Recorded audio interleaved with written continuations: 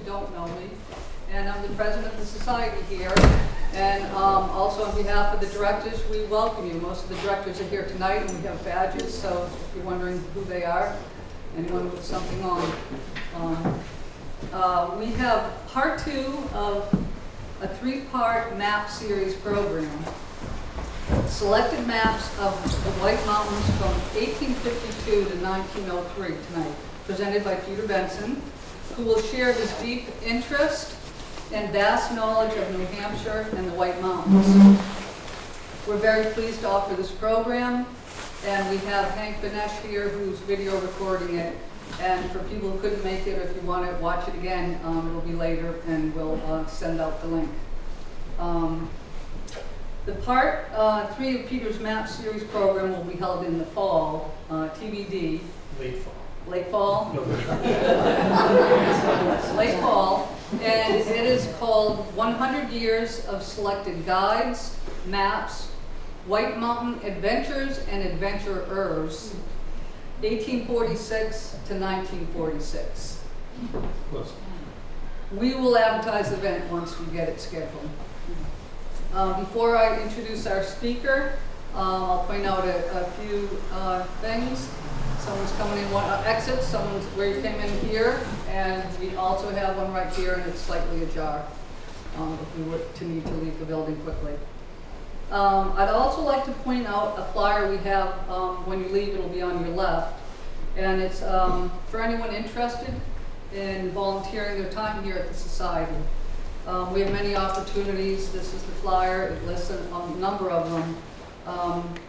But most importantly, we're working towards building a volunteer docent list of people to help us have open hours, regular open hours here. We have been fortunate to have and rely on Warren, the past president, our president emeritus, who reliably kept open hours here. And at 99, he's just not able to come in as regularly as he was. So please, if you're interested, you can grab a flyer on your way out. Now for tonight's program, apologies for anyone who was here for part 1, but I'd like to give Peter's full bio. Peter's a longtime Jackson resident. He and his wife Emily raised their daughter and son here. Many of you know Peter's the Jackson Deputy Fire Chief. He's been a volunteer Jackson firefighter and forest fire warden for 32 years. Peter has had a lifelong love for the White Mountains in northern New England. As a young man, he worked for the AMC's hut system, finishing as assistant huts manager. He worked for years with the Nature Conservancy, managing their preserves and community development and outreach programs in northern New Hampshire. More recently, Peter worked for the New Hampshire Charitable Foundation as their senior program officer and headed their grant-making programs for northern New Hampshire. He's been on many boards, volunteering countless hours. He's a skier, traveler, fly fisherman, and passionate about White Mountain history, culture, arts, books, and maps. So, welcome, Peter. Thank you.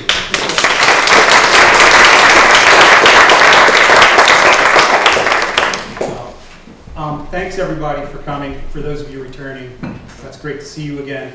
If I'm not speaking loudly enough, because as it goes on I tend to go lower and lower, just let me know, or just give me one of these and I'll speak up, but usually people don't have a hard time hearing me.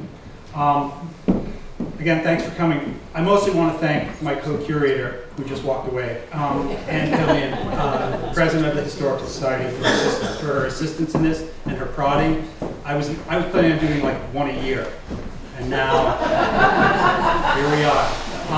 And this is going to be interesting. This is kind of an experiment. We're doing this on, all the maps are here obviously, but we're doing this on PowerPoint, which I never would have done without her prodding and assistance and guidance. So The last thank you. time it was hard to see you. It was, right, and it was hard to hear me. Went to a lot of work to bring this. I wouldn't have done it by myself, so I thank her for that. I won't go through my preamble as much as I did the last time about my love of maps and this, that, and the other thing. If people want to talk to me about that, that's fine. And I'm working off 2 computer screens here, so this is a little bit Wizard of Oz-ish for me.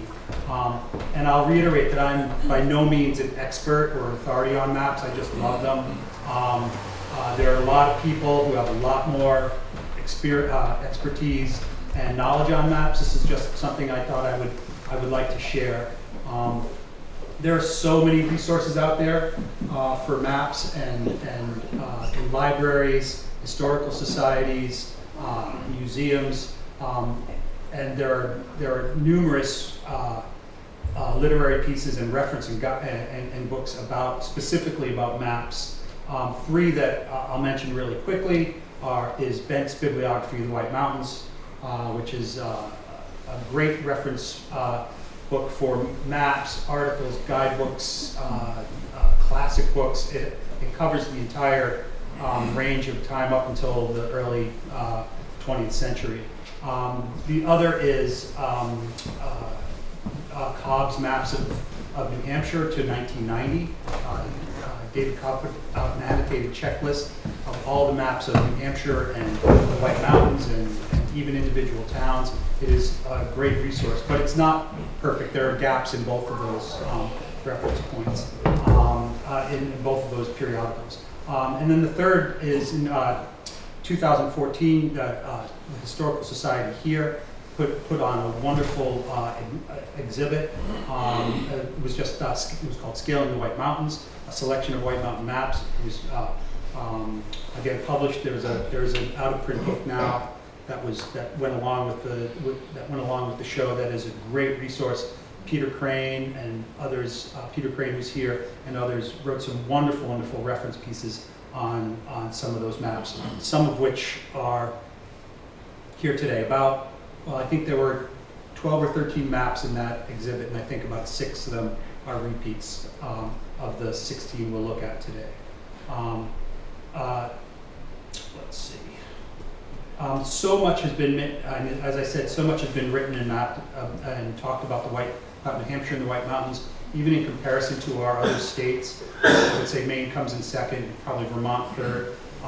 It can be really hard to know where to begin and to figure stuff out. And as I always say, short of the European Alps, I don't know of any mountainous area that has been more documented, written about in prose and poetry, some good and some bad, cataloged as much as the White Mountains.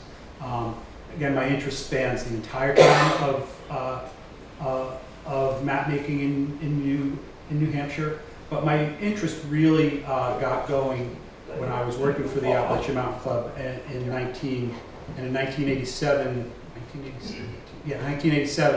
I was the hut master at Madison Springs Hut, and Bradford Washburn and his wife Barbara were in the final stages of producing their seminal map of the presidential range that they produced a year later. And I was lucky enough, didn't seem so at the time, well, kind of did, to be able to carry they shot all the summits with lasers, and they needed somebody to carry the thing that the laser hit, the reflector. And it was a little bit heavy and bulky, and they needed someone young and stupid to do that. So I agreed, and it was great to be able to help them. They would fly in every morning to the hut, we'd finish breakfast, they'd hop out of the helicopter, we'd feed them breakfast, and off we would go on our little adventures. And when I saw that final map, I was like, the work that went into that was just absolutely stunning to me. And I was like, there are so many neat maps out there. Now it's a very different process. That was all done by footwork, triangulation, and lasers. That's not the way maps are made anymore. So in just a short period of time, it's changed all over again. There's also a lot that's missing. We'll see. For those of you who were at my previous talk, we talked about gaps and things that are not there. It continues right up through these maps, even until a very short period of time ago. Many of these maps were not meant to be accurate per se. They were meant to be persuasive, and they were meant to get people here. They're meant to get people to the mountains. Not necessarily into the mountains, but to the mountains. Sponsored by railroad companies, hotels, and the like. Their goal was to get people here for a period of time so they could stay at the hotel, spend money. But again, these maps don't really reflect trail maps and guides about getting people into the woods. They just want to get them to the region. Which is why we were known as the Switzerland of North America, and some people still call it that today because it was there were so many hotels and so much was going on and there was so much commerce going in and out. We think of the summers as being a busy time here, and they certainly are, but that's not a new phenomenon. It's something that started over 150 years ago and continues to this day, just in a different way. Choosing the representative sample of maps was really hard. Some are very relatively common and are familiar to people. Others may be less so. But I chose many of these maps not for the maps themselves, but for what sometimes didn't work and for the backstory of who created these maps. Some of the people who did that were very, very interesting. For example, the George Bond map. Now I can't even find it. There it is over there. And you're going to see these all on the computer screen. And the Levitz maps, the series of Levitz maps, you could do a whole show on them, and people have written extensively about specific maps. But we're going to just do a general overview. So, as we did last time, to understand the creation of these maps and why they were so important, and the development of the White Mountains, we need to take a short history tour, short divergence of what was happening at the time in this country, what was happening economically, socially, culturally, and politically. Excuse me. Once again, there are several quiz questions. For those who get the questions right, I do have prizes and I will give them out. You have to find me at the end if you get the right answer. So pay attention. It's going to come rapid fire. So the historical context. So the historical period we're talking about that I chose in 1852 to 1903, it roughly corresponds to the reign of, does anybody know? Queen Victoria. That wasn't one of the questions, but yes. Sorry, was that Ann that said that? Good job, Ann. She ruled from 1837 to 1901. And I didn't know, during this period, Queen Victoria was also rarely seen in public for 10 years. She only came out annually because she was in mourning for her husband. All the pictures of her are shown in black. She mourned him for her whole life. And she would only come out once a year for up to 10 years until about 1850, and then she finally started to be more active. Oh no, I'm sorry, 1861, when her husband, Prince Albert, died. So does anybody know, can anybody tell me what was this period called in American history? Any guesses? There's two answers that I'll accept. Gilded Age? No, it was a little before the Gilded Age. The easy answer is the American Victorian period. Since much of what was happening here culturally, even architecturally, politically, were mimicking or emulating British, English and French culture at the time. But it was also known as the Second Industrial Revolution. The first U.S. Industrial Revolution pretty much ended in 1840 and then picked up again just before the Civil War and brought us into the early 20th century.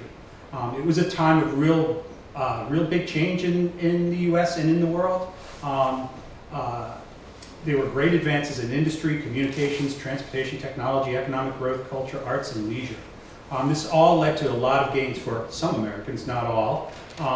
And the U.S. Transformed from a primarily rural agrarian society to an urban industrialized society, especially after the Civil War. The Civil War as well, the Civil War drained the men from the area, and they saw better pastures west and south, if they came back at all, for mostly farming, but also for other opportunities in cities. And they were often followed by women not too long after. Women workers fed the mill economy in southern New England post-Civil War. This led to a hollowing out of small New England towns and the abandonment of hillside farms like the Ham House, these small little farmhouses. Jackson was not immune from this. Jackson, Bartlett, we were in great farming land to begin with. it probably didn't take much for people to go to greener pastures, so to speak. We had a higher population in 1850 than we did in 1890. So we really saw a big decrease all the way up until the 20s and 30s when things started to climb out again. So the depopulation of rural New Hampshire got so bad that a phenomenon known as Old Home Week was started, if anybody's familiar with that. Old Home Weeks began in New Hampshire. Does anybody know who started the Old Home Week movement? No, that's a choice. It was Governor Frank Rollins. There's a really nice state park around Cardigan Mountain, which is called Rollins State Park, which is named after him. He was an understated character or political figure in New Hampshire, and he saw the hollowing out of New Hampshire, and said, "We've got to do something about this." And his quote was, "I wish that in the ear of every son and daughter of New Hampshire in the summer days might be heard whispered the persuasive words, 'Come back, come back, come back.'" So he started the Old Home Week Association. It spread to 44 towns in New Hampshire, rest of New England, even into Canada and Australia, also places that were experiencing the same challenges. He encouraged those who left to buy up these old farms, fix them up, and use them as summer houses. Sound fairly familiar.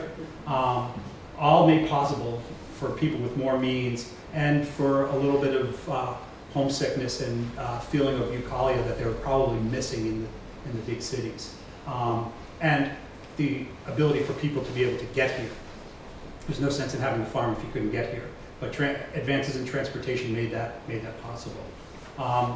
He was also the founder of the Far Society and was a contemporary influencer of John Wingate Weeks, who sponsored the Weeks Act, establishing the National Forest System. They were contemporaries. At Rollins' urging, the Weeks Act was advanced by President Theodore Roosevelt at the time, who was a friend of Weeks.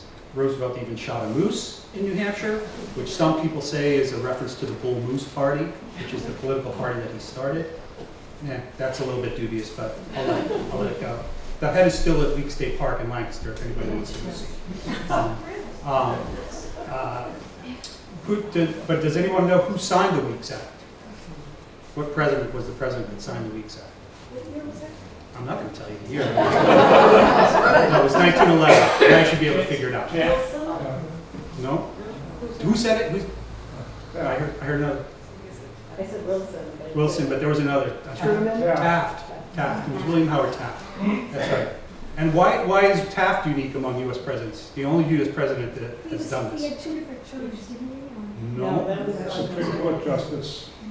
Supreme Court Justice. Who said that? Raise your hand. Very good. Yeah, he was the only. He really only ever wanted to be a Supreme Court Justice, and he became president, and then he became not only the Supreme Court Justice, he became the Chief Justice of the Supreme Court after he became president. Seems unimaginable today. So don't forget to get your prize. Those of you correct answers. You have your prize. It was interesting that he and Roosevelt fell out after that. Roosevelt thought that Roosevelt was very progressive, and he thought that Taft was being too conservative, and they ended up, as I said, Roosevelt started the Bull Moose Party, which split the Republican ticket. In 1912, Roosevelt got 27% of the vote, Taft got 23%, and then Woodrow Wilson, the Democrat, got 42%, so he became president as a minority vote getter. Interesting stuff.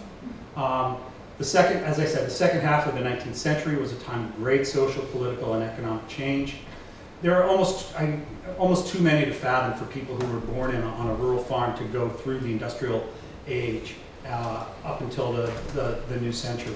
I'll talk really briefly about four of these changes: transportation, the rise of the classes, advances in papermaking, and rise in arts and culture.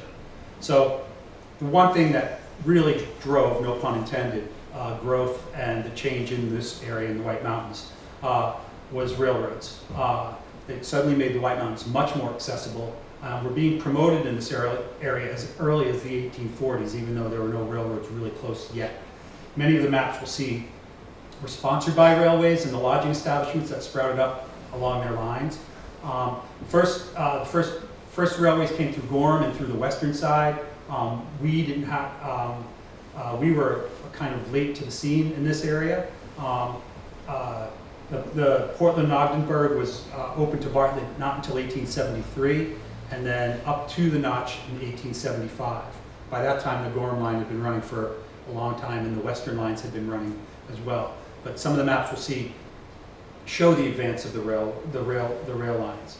Ben, what was the date? August 6, 1875, that the Golden Spike was driven? 12:24 p.m. At 12. Give or take. I'm still looking for that Golden Spike. I haven't found it. It was in the news today, or yesterday. It was?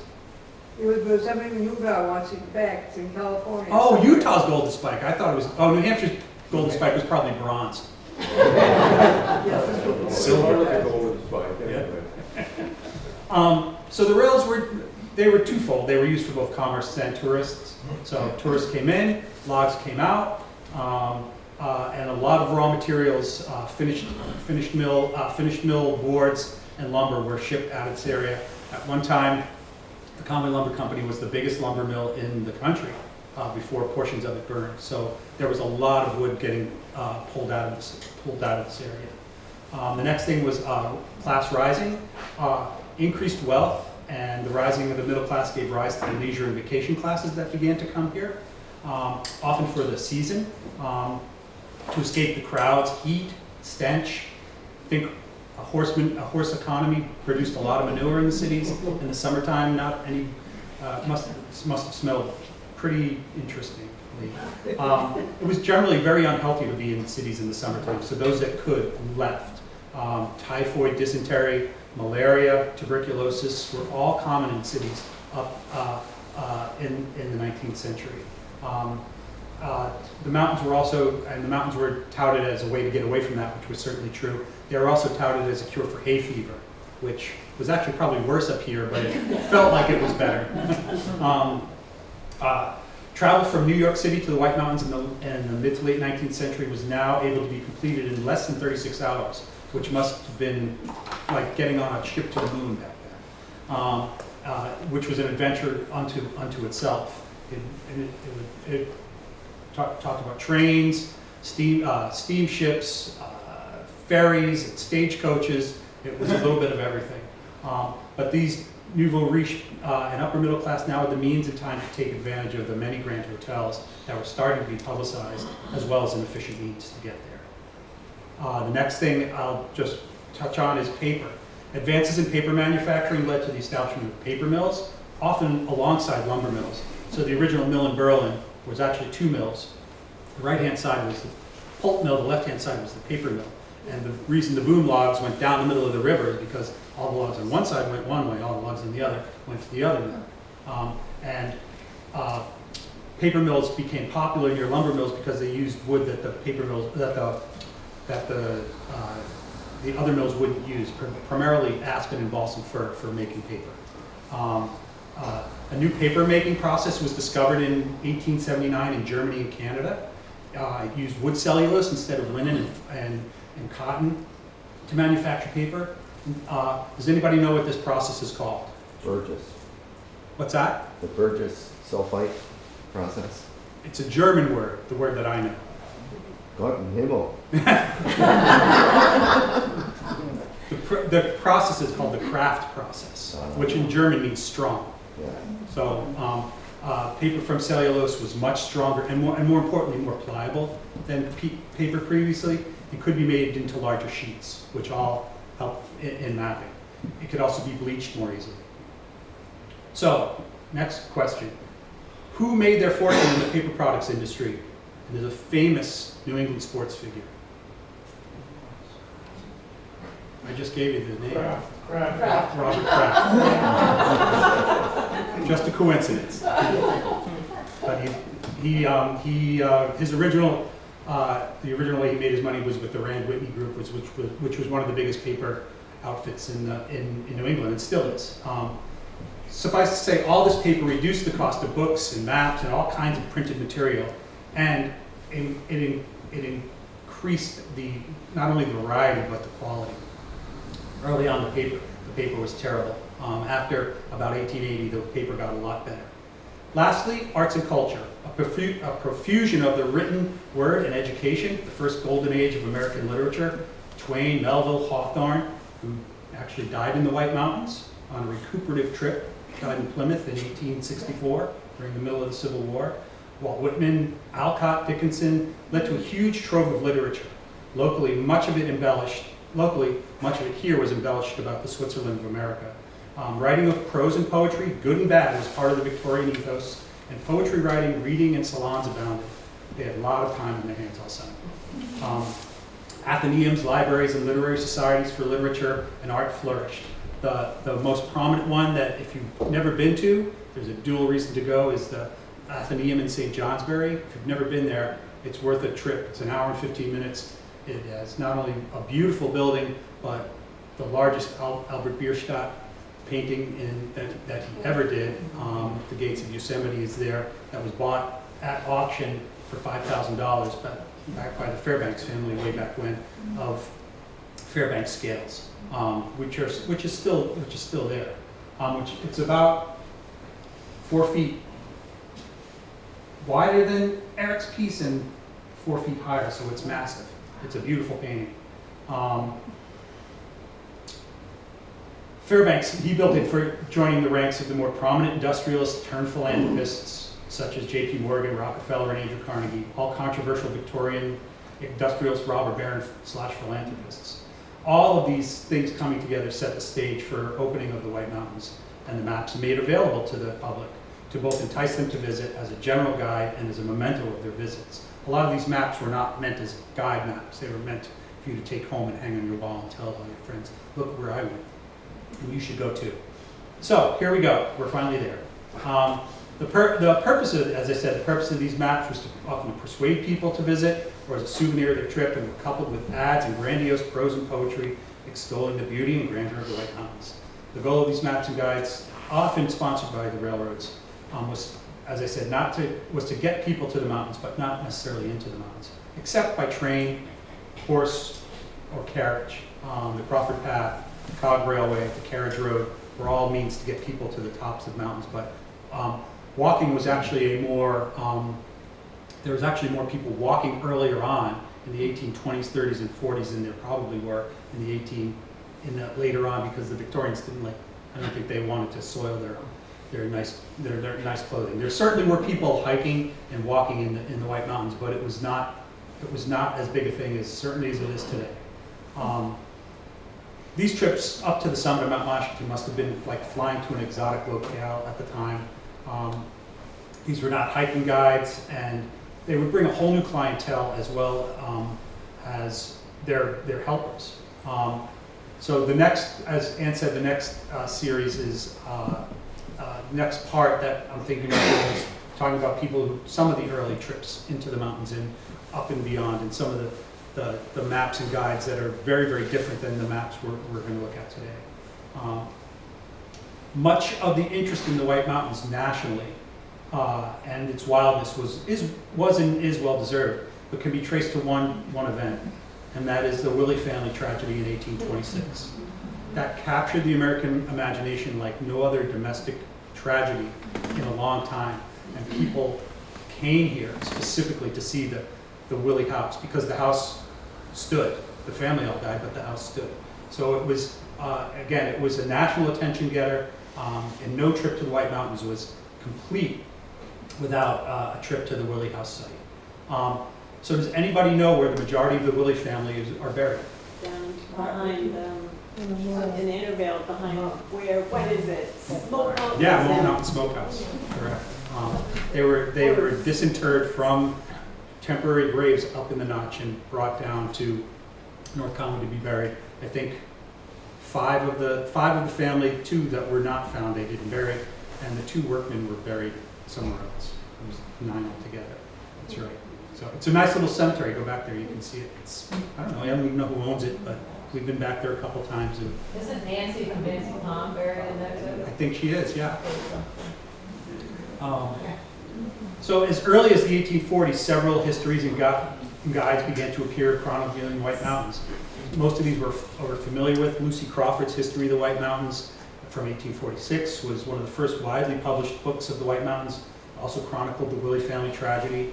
I always consider Lucy Crawford as the first lady of the White Mountains in my mind. She, pardon my English, she was a badass. She could do it all. She was the first White Mountain feminist. Her history chronicling the life in the Notch is still a pretty good read today. She had a hard life.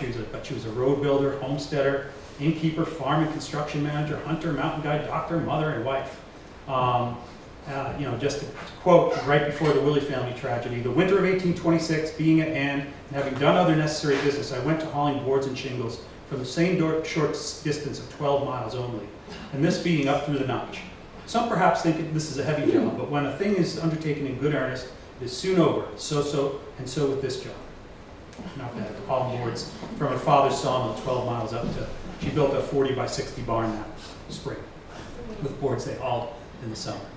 She and Abel and the rest of the Crawford family up and down the Notch, because they owned multiple sites there, not only brought people to the mountains, but into the mountains, the Crawford Path, which would become much more popular after about 1900.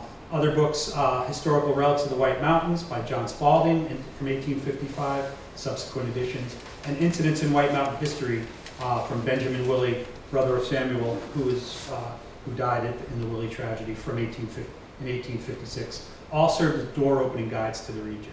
Many subsequent guides would follow.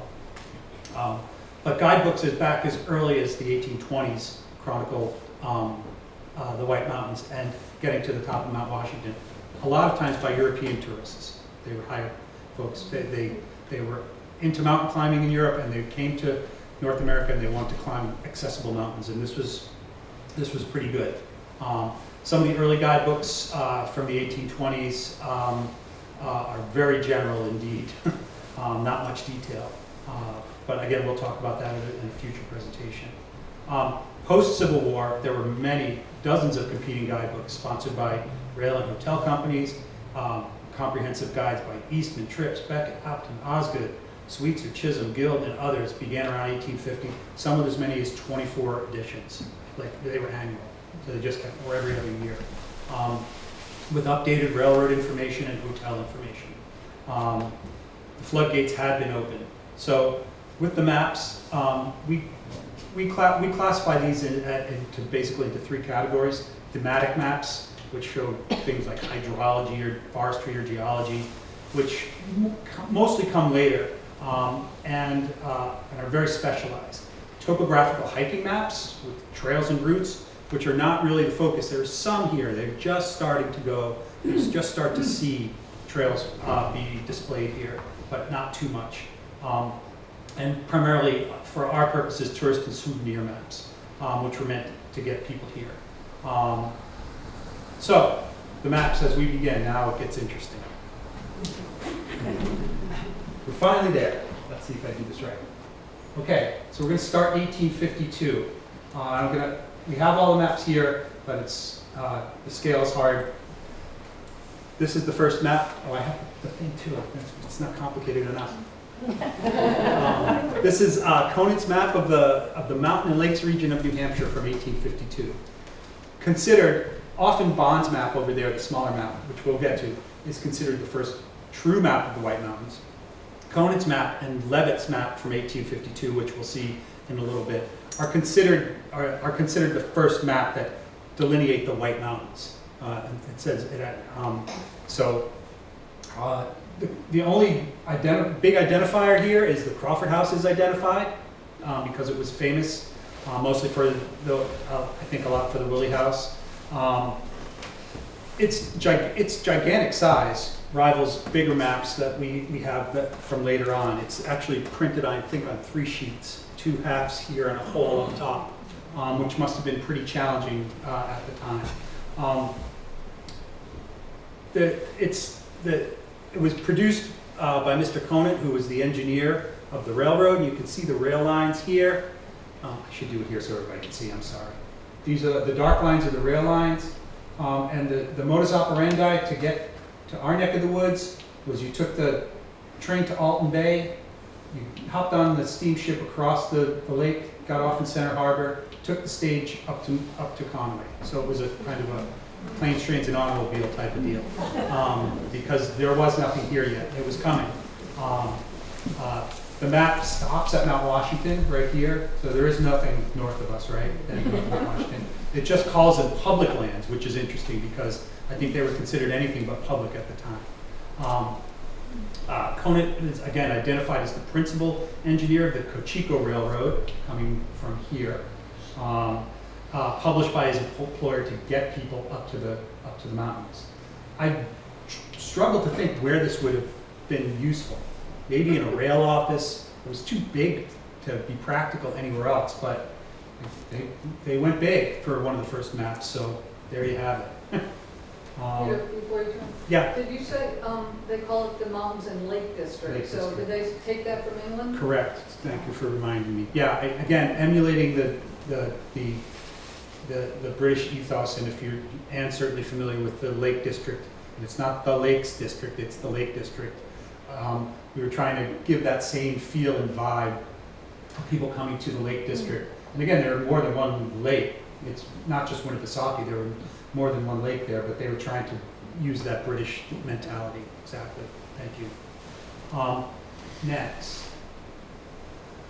So this is from 1853. This is George Bond's map of the White Mountains.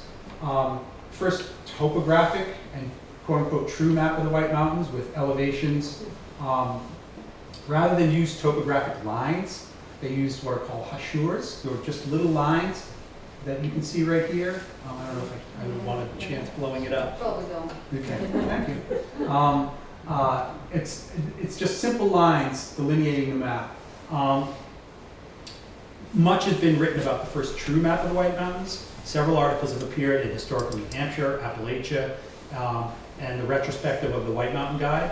The map also appears in tissue paper form in Willie's book, Incidents in White Mountain History, which is back on the table. But it's tissue paper. It's so fragile. I can't imagine anybody using it for anything except tissue paper, maybe. You start to, but it's instructive because in it you already start to see maps being included in books. So not just maps for their own sake. This was done twice. This was built with its own cover and some other things that I'll show you, but it was also included in a book, which was a kind of a joint marketing venture. It was a way to make more money for the map makers. And that trend continues. I mean, you see a lot of maps in books today. There are some elevations and distances. Bond rounded every elevation off to the nearest 100. So everything was in 100 feet. It was a miracle. He got Mount Adams and Jefferson backwards, as you can see. But I mean, for a first attempt from the 1850s, it's pretty good. And for the first time, dozens of other peaks are named. Usually they just went with the presidentials and Lafayette, or what various names in Profile Mountain or Cannon Mountain. But he made an attempt to name a lot of other different mountains. More exact elevation and topographic contour lines will come later. There are no footpaths shown, not even the Crawford Path, which was built in 1819 and upgraded to a bridle path in 1840. Good representations of the roads and waterways. Mount Bond, which is down here, and Mount Guyot, two of the more remote New Hampshire 4,000 footers are named to honor these map makers. Bond was a professional astronomer by trade. He served as the second director of Harvard College Observatory, his father being the first. You see, that's a pretty common trend. Not sure what spurred Bond up to create this map. He visited the area in 1849 and recognized it was poorly mapped. He probably used triangulation, and the map was produced fairly quickly. There was no reference to any assistance given to him, although he must have had help. He couldn't have done all that on his own. And this was his only public publishing effort. Tables and distances are on the inside cover here, and there's the cover. And there are 5 lithographs drawn by a new artist, Benjamin Chapman, on it. And you'll see when we flip that, we can flip that over, and you can see the lithos, and they're on the other side.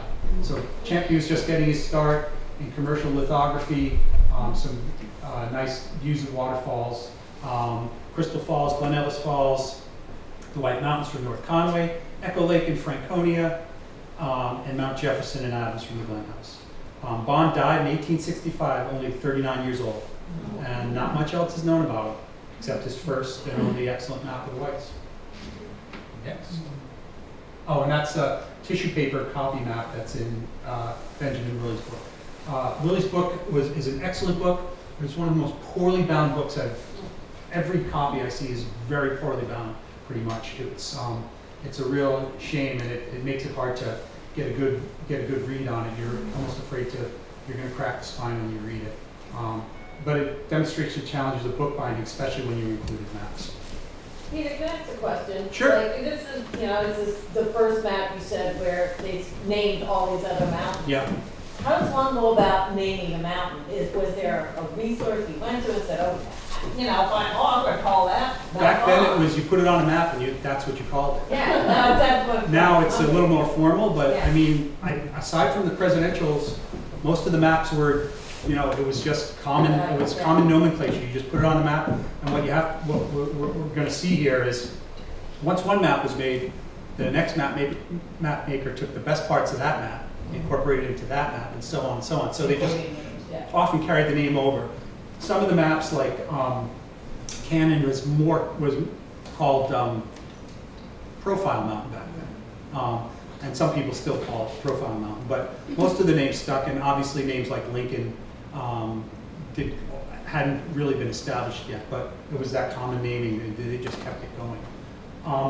So the next map is Map of the White Mountains from original surveys by Harvey Boardman, the first edition 1858, and then another edition in 59 and 71.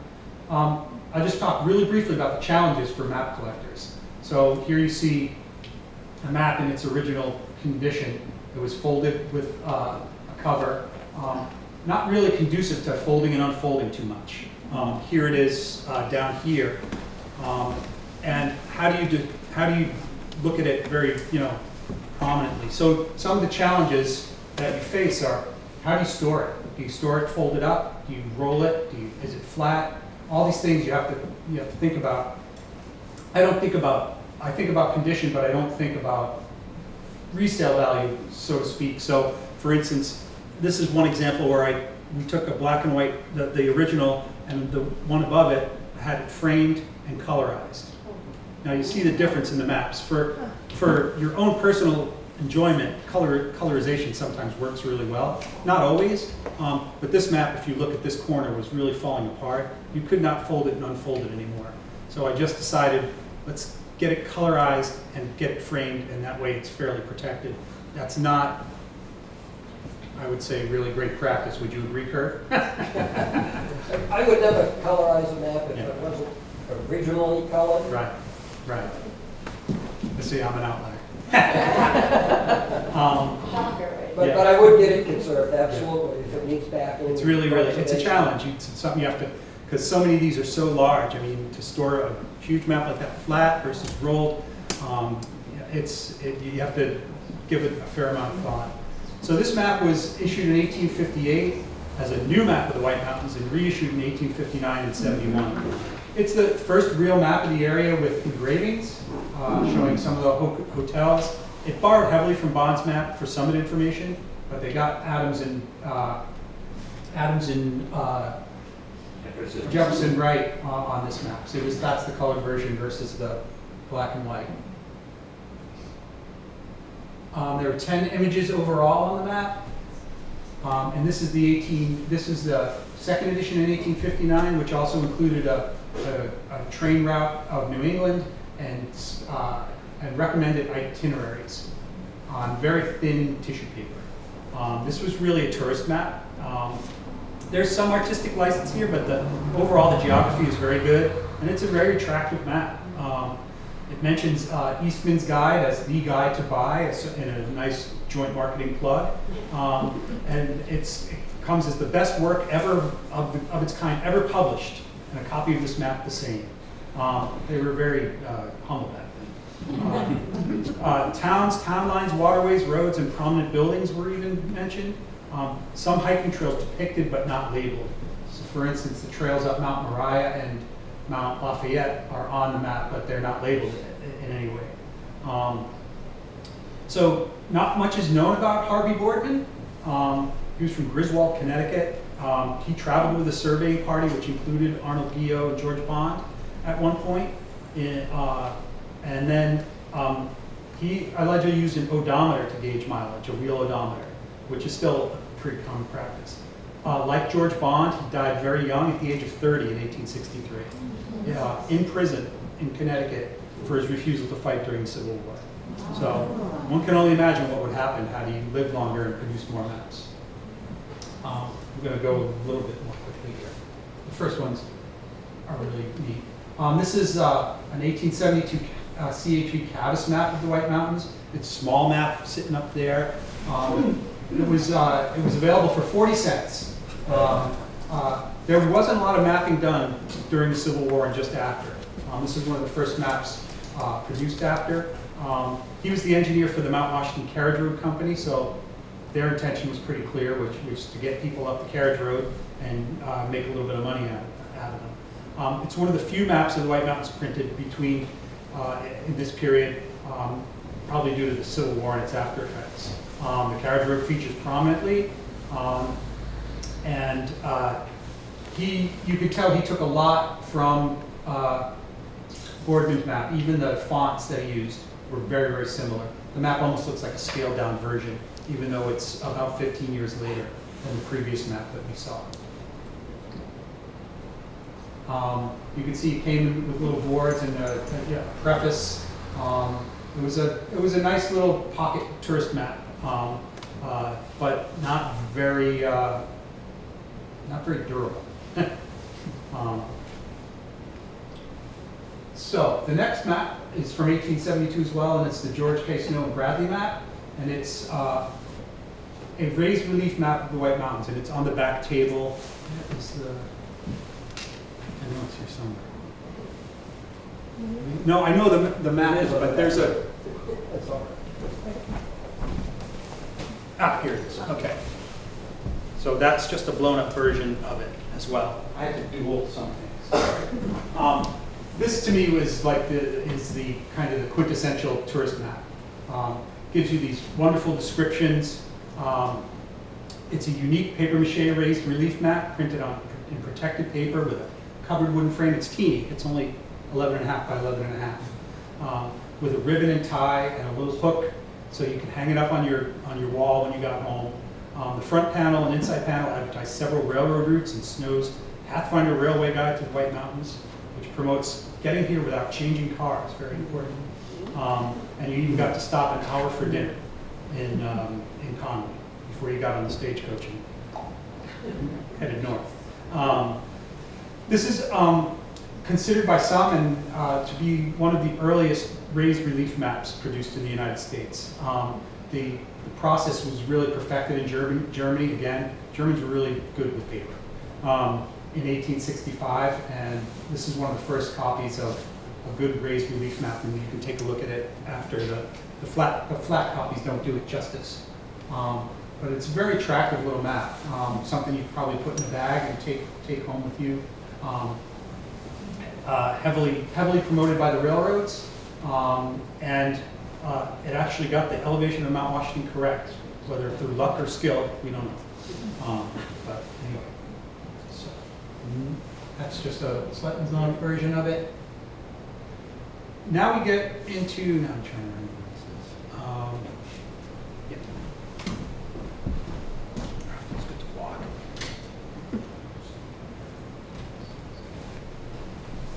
This is Charles Hitchcock his relief map of the White Mountains from 1877 as part of Osgood's White Mountain Guide or Mountain Guide.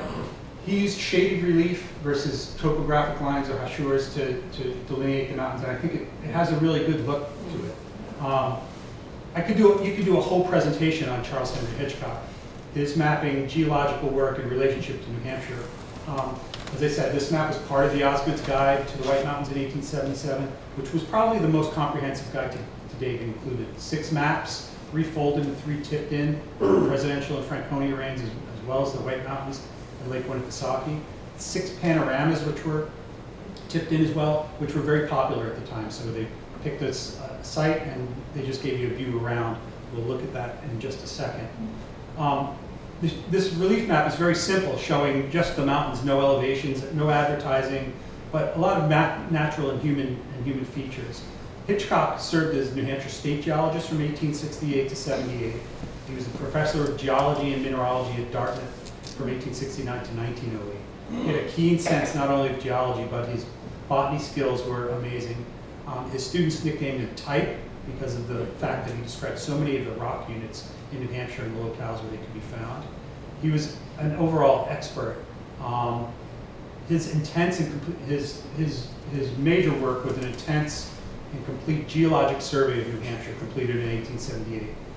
3 massive 18 by 12 volumes and an atlas with 17 maps, including reproductions of the Carrigan New Hampshire map and the Holland map from 1784. There were also 2 large plates of views, including that one over there, which is views from various mountains in the White Mountains. He was a geologic presence in New England for 40 years and worked and taught at over 6 colleges all over the U.S. and Canada, including the West Indies, Yosemite, Yellowstone, Oregon, Arizona, and Colorado. He moved to Hawaii to study volcanoes in 1908 and retired and died there in 1919. Excuse me. Yeah. With these maps, could you give us some sense of boundary? Because I don't know exactly, with a lot of these maps, Yeah. I have no idea what the lower and upper, right and left, what's the bounding of these maps? I don't follow, I'm sorry. Well, I mean, is the lower half, some of these maps had Lake Winnipesaukee in them, Yeah. some of them have, do they all have Mount Washington? They- Or is this a All different- except the first one has Mount Washington. It's all generally from, I would say, the Sandwich Range to the south, maybe the Ossipee Mountains, up to about Mount Cabot, Jefferson, Lancaster to the north. If there's, thanks for saying that, if there's any variation, I'll try and remember to let you know.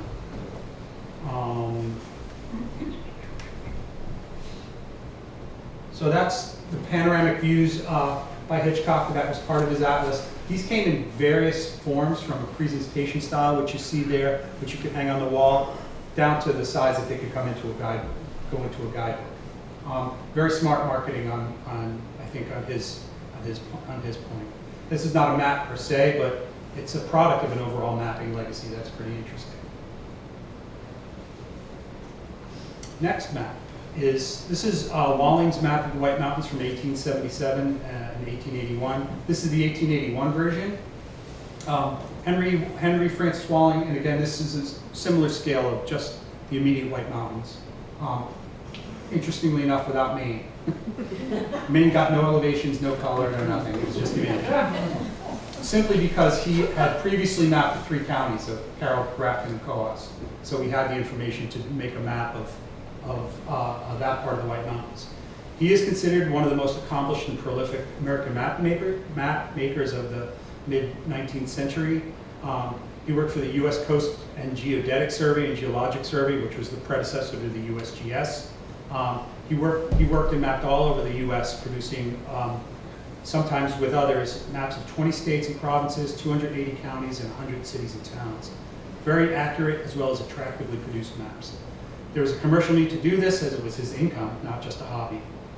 And as I said, this map was spawned from the 3 county maps that he had done previously. Lots of information, railroads, towns, hydrography, topography, geology, etc. He coordinated with Hitchcock on the editing of this map, and he probably saw the commercial viability of a separate map of the White Mountains. The unique feature of Walling's map is the combination of contour lines, which are kind of hard to see, and what they call hypsometric units, or shading in color. It's the first map to shade elevation in color. So in the Alpine range, it really delineates the higher portions of the White Mountains very, very well.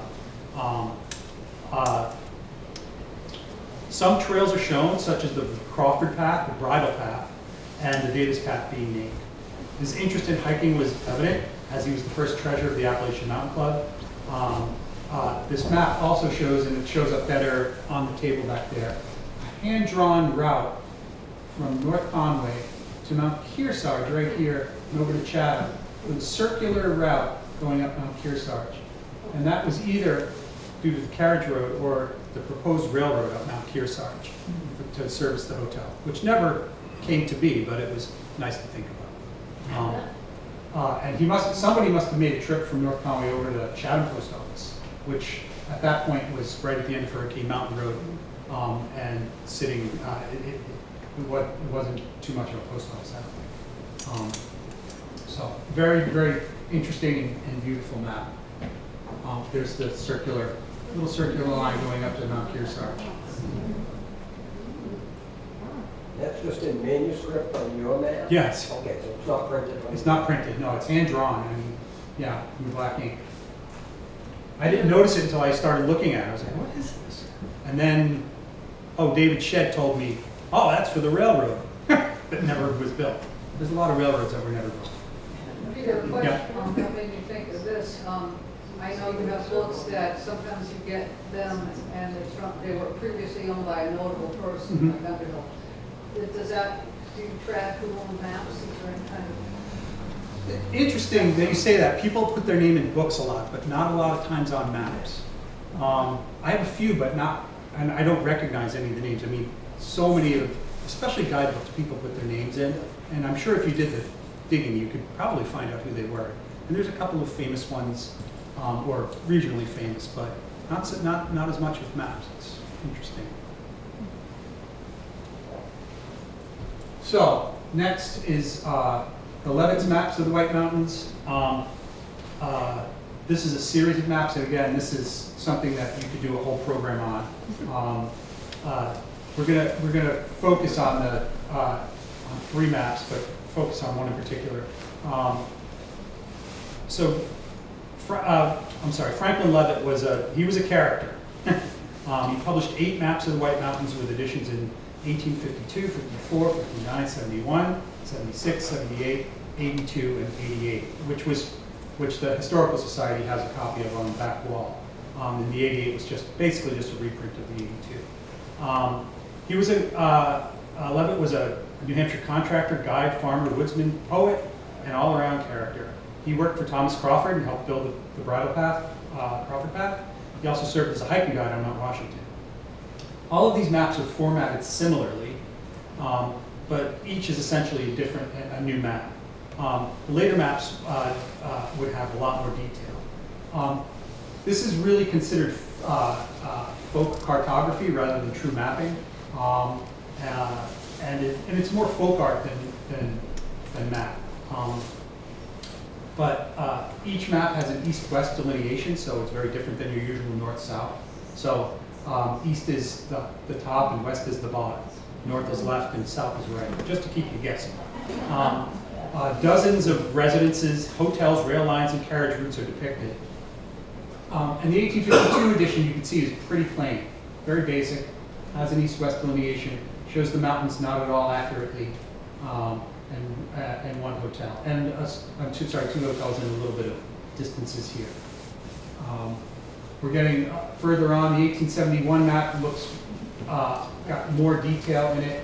You can see he loved depicting all these scenes of man fighting beasts. And this was him shooting a lynx, which looks like a giant rabbit. And that's more akin to a polar bear. But there's also a picture of the Willey family in some of these maps, and all kinds of little things that he put in. Waterfalls are prominent, and although crude, and unburdened by scale or accuracy, this map would have made an attractive memento. It's fun to look at. That's the 1871, and the 1882 and 1888 editions are even more detailed still, which is right, the 82 is right here, and the 88 is on the back wall. What's the river that sticks down from the right? This one? Yes. That's the Connecticut. Okay. Especially for his later editions, sophistication and accuracy in mapping, such as the previous ones we saw, which strove for accuracy, such as Walling's map, and one we're going to see, the second, the AFC map, shined a light on how primitive his maps were. Although, again, they're more entertaining. than many other maps. Misspellings, inaccuracy, and imagination abound, such as the non-existent Conway and Glen Railroad through Pinkham Notch, which was never there. He was more a product of his imagination. But I think that only adds to the charm. You could look at this map for a long time and see a lot of different things, and I imagine he probably had a few cocktails and decided to draw. There's a trove of information on these maps, receipts, correspondence, and his life at the Lancaster Historical Society, which is where he was from. He was a real interesting guy, and there's also a great detailed piece about his maps from David Tatum in Prince of New Hampshire from 1991. Next map is, yeah. Before you move on, I just wanted to point out, the 1852 limit is the first map that named the peaks of the Great Mountains. They're written at the bottom, the bases of the mountains, came out the same year as Marshall Collins. Right. Okay, but he doesn't name any of them. No, he doesn't name anything. He just says White Mountains. Yes. Right. So even the other maps that you have after this don't name the Yeah. peaks, but he's the first. Thanks, Kurt. So this is the Appalachian Mountain Club's 1887 map of the White Mountains. It came in two scales. This is a larger scale, which is right over there, and a smaller scale, which was in a guidebook, in Sweetzer's guidebook. The larger map appeared as, you can see the covers as a pocket folded map with the paperboard cover. It was the first map issued separately by the AMC that did not appear in Appalachia. Like the earlier bond map, it uses hachures for topography instead of topographic lines. Although this map is far more detailed. It used both kilometers and miles for some reason, and contains two interesting cartographic techniques used by the AMC, both of which were not even remotely successful.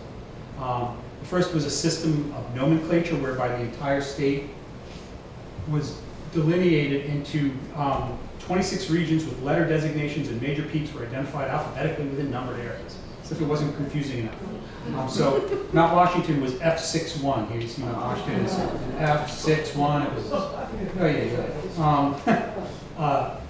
it was highly esoteric and confusing. The other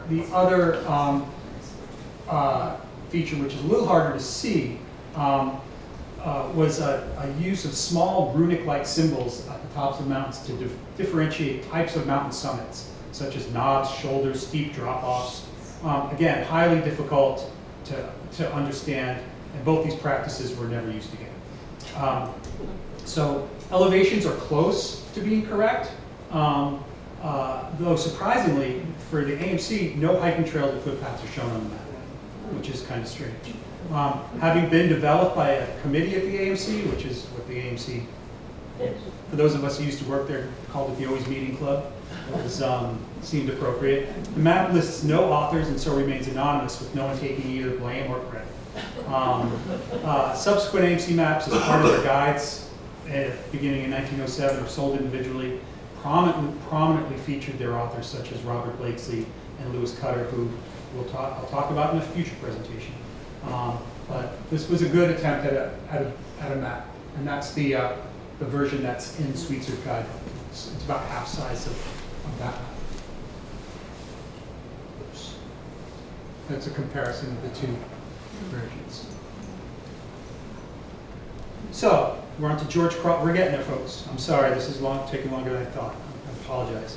This is George Crawford's map of the White Mountains from 1890. We're now into the 1890s. It's the largest scale map of the White Mountains. It's the one right here for scale. Massive map on rollers, on dowels.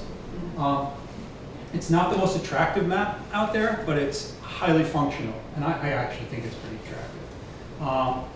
It's 56 inches high by 39 inches wide. The elevations are slightly off because I think they were probably taken from the AMC map. They're the same exact as the AMC map. What's interesting about this is it has what's quite possibly the first reference to an AMC hut. Madison Hut, constructed in 1888, is mentioned right here. If you get up close, you can see it. George Crawford was a well-known forester and surveyor and strived for accuracy rather than the tourist trade with this map. He was described in his obituary in 1905 as a pioneer in the exploration and development of forest lands, especially in the White Mountain region of New Hampshire. Probably no man has devoted more years to the study of forestry conditions in New England, especially in New Hampshire, than Mr. Crawford. His expert services being in demand by large pulp and paper companies, which he has had intimate relationships with for many years. The paper companies were carving up the White Mountains, and boundary disputes were common, and he often stepped in to mediate those disputes. For Peter Crane's excellent talk on Livermore, we'll look at another map, and he's here. There are two disparate pieces to Livermore, which are shown on subsequent maps, which were the subject of huge boundary disputes with J.E. Henry Logging Company. And I'm sure Mr. Crawford had something to say about whose boundaries were whose, because they both cheated. So, let's see. So we'll leave that one. So back to the ridiculous. This is the G.W. Morris bird's eye view of the White Mountains from somewhere around 1890. That's the one framed back there. This was part of a catalog, Glimpses of New England Scenery, which describes accounts of tourist destinations in New Hampshire and Maine, including Mount Desert Island and the Whites. This is a tourist presentation map through and through, and continued incorrect elevations of peaks given, probably taken from a previous map. References to many of the more prominent hotels and some smaller ones. The Glen House is shown right here as being on top of Wildcat. And this map depicts the high peaks as highly exaggerated. There's Mount Washington. And the whole region is compressed between Lake Winnipesaukee here and the north. So it's kind of just all squished together. But it all depends on the bird, I guess, right? Bird's eye views were becoming popular and commonplace during the 1890s. Similar images were produced from many, many guidebooks. Only one lodging establishment in Littleton is named, although the four main Jackson lodging establishments, Gray's Inn, Eagle Mountain House, Wentworth Hall, and the Iron Mountain House, are all shown right down here. The map was sold as the most perfect map ever issued, which is certainly a stretch, but it would have made it still a nice tourist keepsake, I think. The next one. This is the Boston and Maine Railroad bird's eye view of the White Mountains, which is framed right next to the other one over there. There are four versions of this printed in rapid succession with different summit buildings. It was sold as a folded map. Curiously, the cover of the map, which I forgot to put in here, it's too bad, came colorized, and the color on almost all these maps that I've seen has stood the test of time. Whatever process they used or whatever inks they used, the maps really have held up well. But this was a folded map, and on the cover there were two. There was a picture of the Cog Railway and a hot air balloon, giving the impression that this image was taken by hot air balloon, which was probably not the truth because it's never been recorded.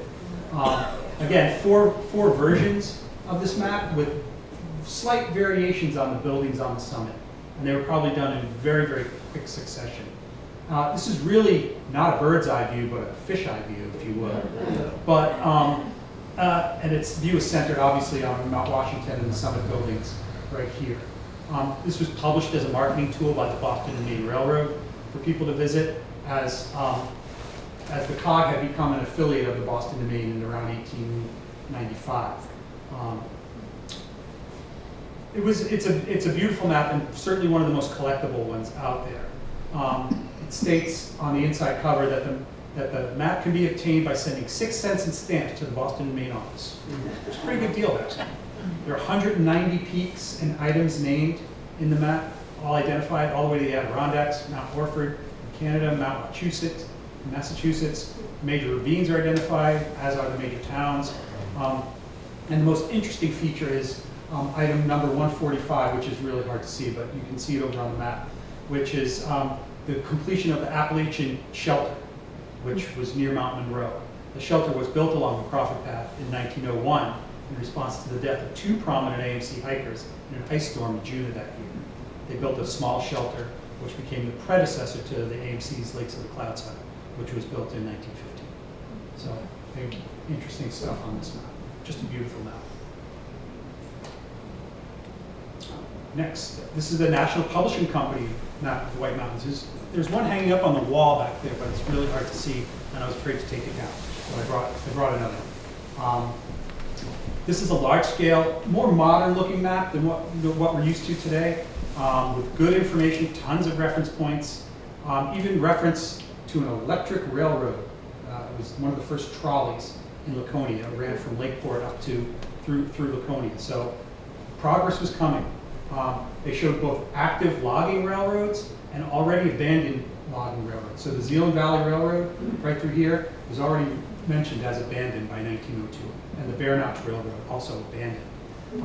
Probably not meant as a tourist map as such, but developed for municipal use. You could see it hanging in a post office or a town hall or a courthouse.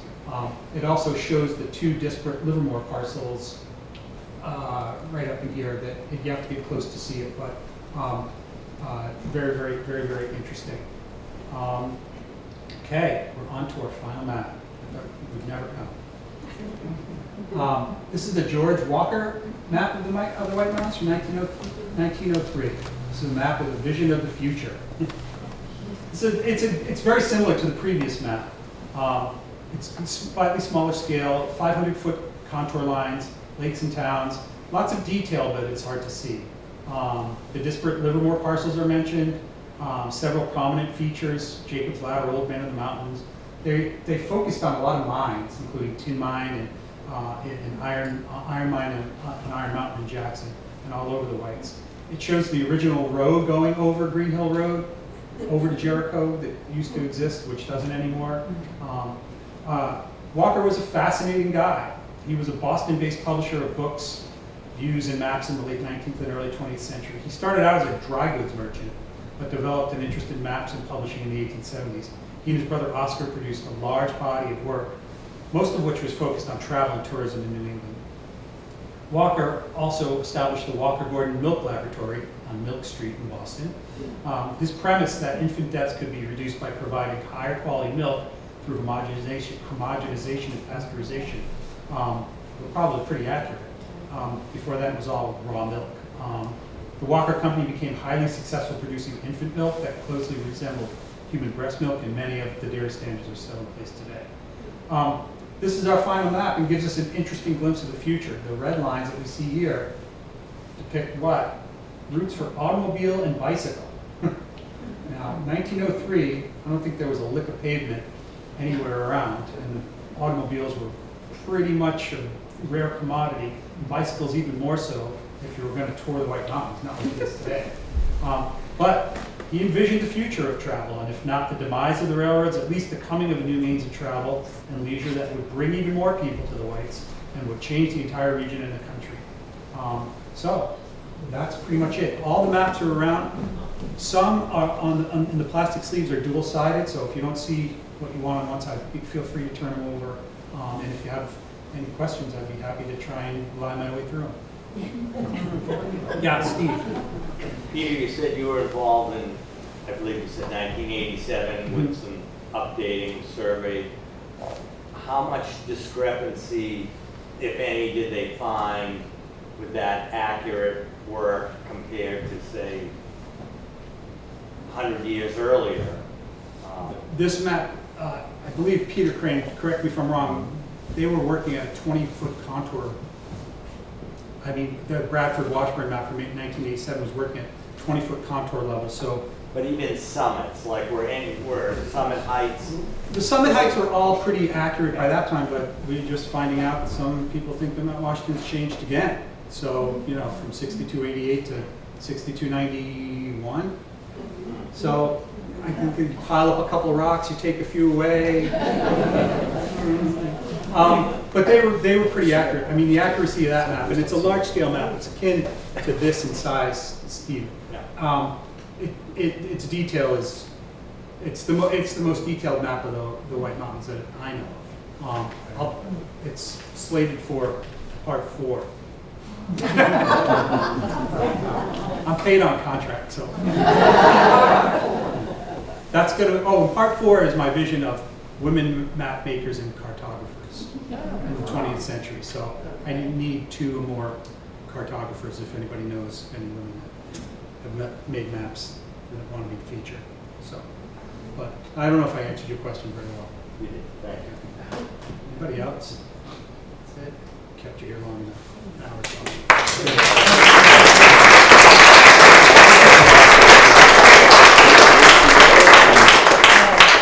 What? I did? Oh, thank you. You did have a question. No, I was just curious, the reference point for the upper reference point is the top of the mountain, what's the lower? Is it sea level? At the beginning, it is sea level, yes. Everything is And based sea on level sea level. changes? Yeah, that's a good question. Right, that could be, it's all relative. Yeah. Yeah. I don't know. We're going to keep in the USGS in business. We'll all be beachfront soon.